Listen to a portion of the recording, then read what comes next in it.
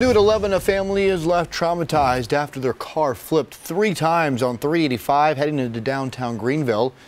You can see the car is totaled, but they just feel lucky to be alive, saying a stranger pulled over to help, waiting for paramedics to get on scene. He was a nurse and helped keep the driver calm, and now that a few days have passed, the driver is trying to track this nurse down just to tell him how grateful she is. Fox Carolina's Kayla Convoy is live. So Kayla, does she remember anything about this nurse? No, she really doesn't remember much at all from that day. She said it was a very chaotic being there along 385. She did suffer a concussion, so her memory is really shaky from that accident. She says the scariest part for her was knowing her teenage son, his girlfriend, and their 3 dogs were all in that car with her. These pictures just show the damage done to the car, but not the fear that it's caused for those inside. We're all very traumatized.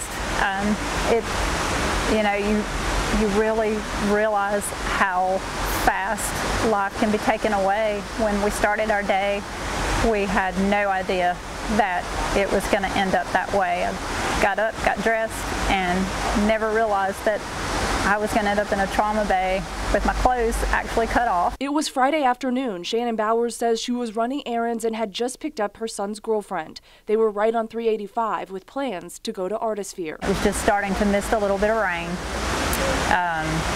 And I went to get over. I needed to make my exit and glanced over, and this lady was in my blind spot.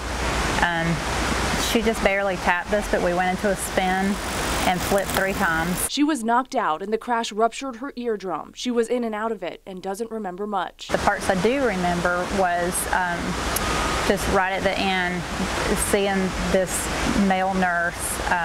He stuck his head in the car and just immediately was willing to help. Knowing she was in good hands, her teenage son was able to get out and check on their dogs and his girlfriend. They say they got through, stayed calm, all because of this stranger. I'm sure he was busy. I'm sure he had things to do, but he saw that need and he stopped, and that just means the world to me. He left as soon as paramedics got there. There's nothing on the report about him. I don't know if I was ever able to say thank you. I can't remember, but I would love to be able to find him and say thank you. She says there's no doubt he's the reason they were able to celebrate the weekend together. It was going into Mother's Day weekend and really, really scared us all.